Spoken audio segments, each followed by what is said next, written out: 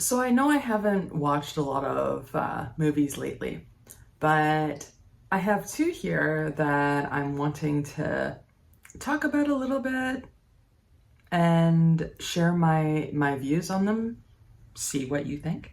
The first movie is called The Sacrament, and it's if I look at my notes, it's a 2013 film by Ty West. And I think it was partially produced or produced by, I don't know how it quite works, by Eli Roth. So when I started watching this, as Eli Roth is usually connected with more hardcore horror, more gory, more intense horror, I was like, okay, maybe this will be something like that. I was pleasantly surprised that the film as a whole was not.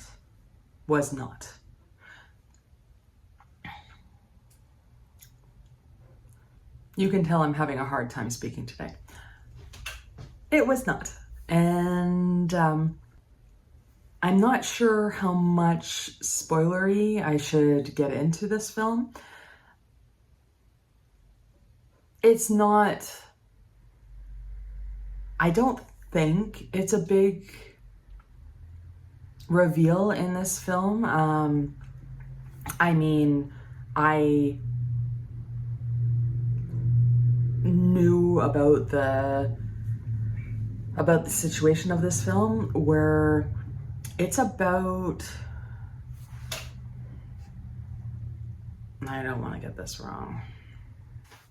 So this film is about the Jonestown Massacre, but it's played in a way where these people, in a found footage style, are going to make a documentary. And so they go into this commune to video the goings on.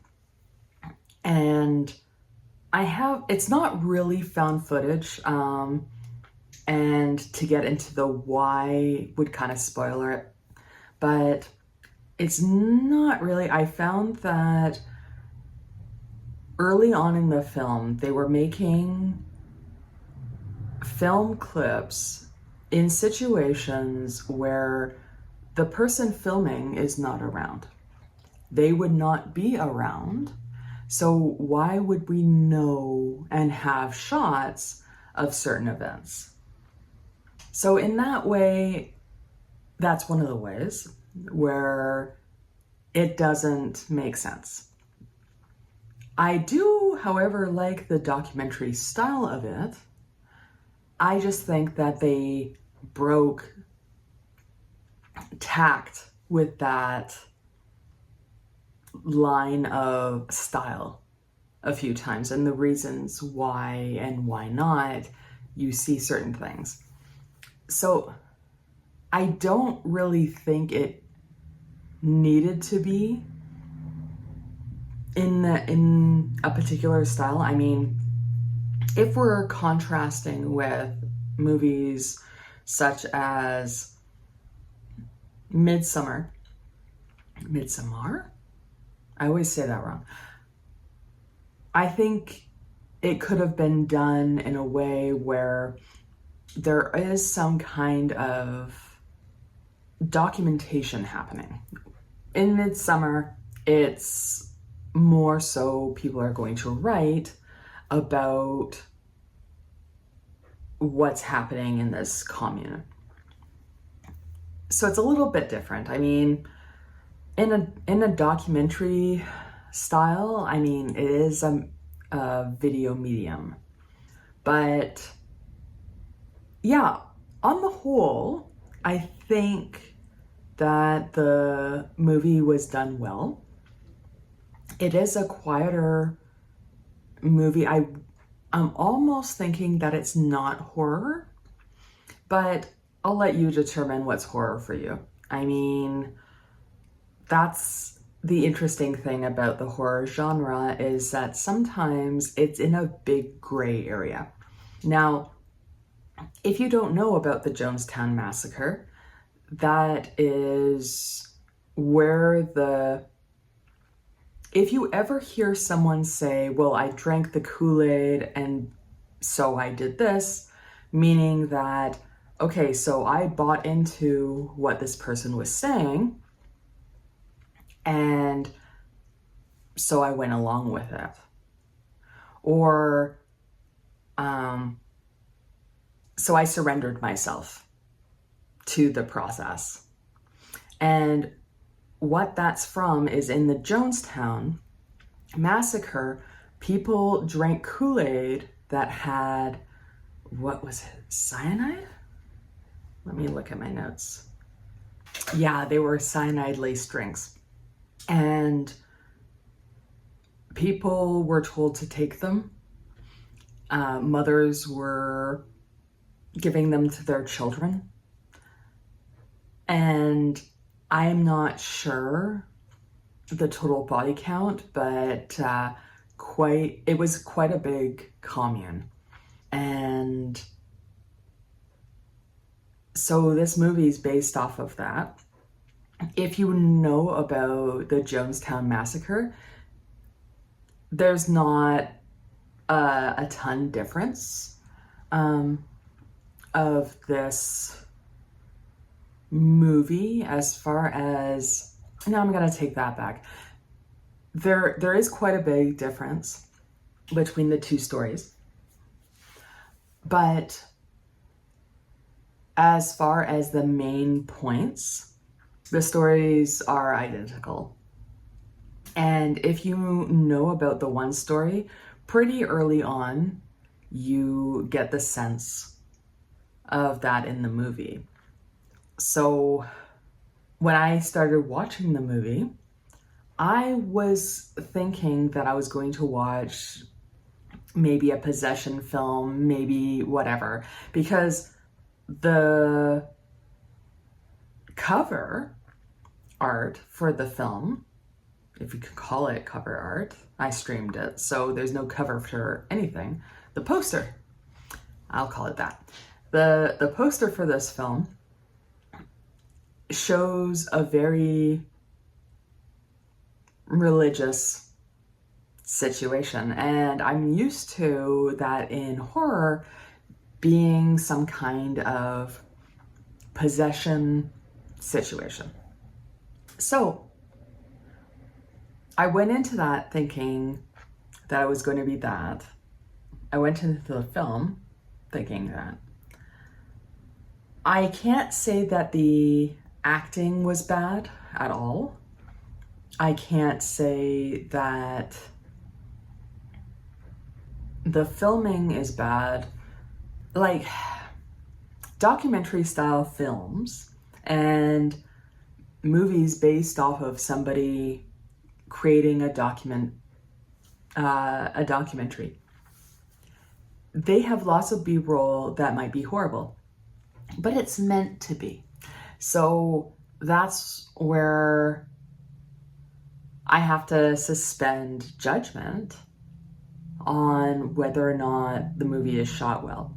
What I will say, though, is that there are some very interesting takes with the documentary style. Now, I still agree with myself earlier that there are circumstances that happen pretty early on where a camera would not be in the situation. Therefore, certain things would not be filmed.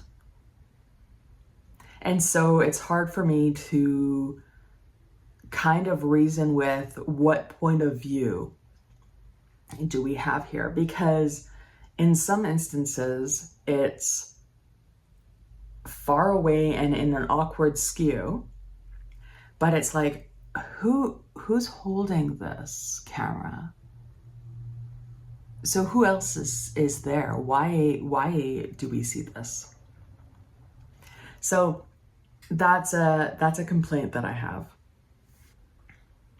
I do enjoy that I don't remember there being any kind of score or anything in the background, so it was an awkward movie, but it was meant to be an awkward movie. And I felt, as I didn't think I was going into that movie, I really enjoy going into the movies blind.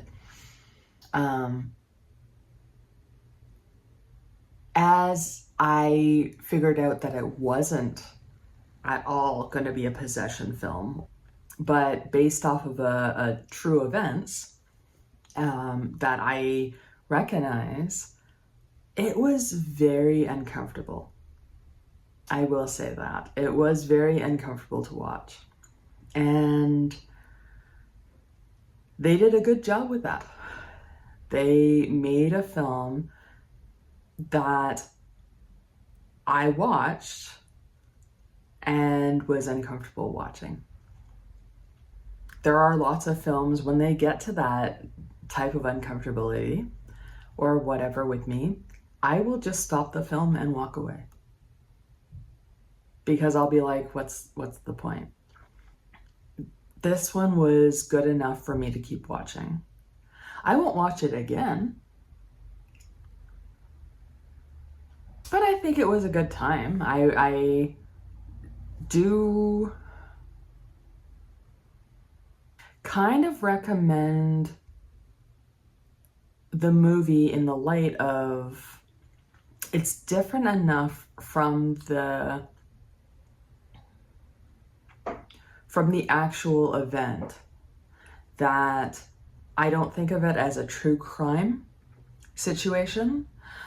Now, I shouldn't say the only, it's not true. One of the arguments I have about the true crime aspect is that usually it really glorifies either the murderer or the head of the cult or whatever the case may be, and it exploits the victims. Now, I haven't seen enough of this genre, so maybe I'm not being fair. Maybe the early true crime things were like that more, but maybe it's transitioned to be more of an even keel. Let me know in the comments. I am very ignorant of this point. I thought it was decent. And it's not too much of a shaky cam situation, which is nice. It's not the type of movie where I think that it was effective, though, with the documentary style, like I said before.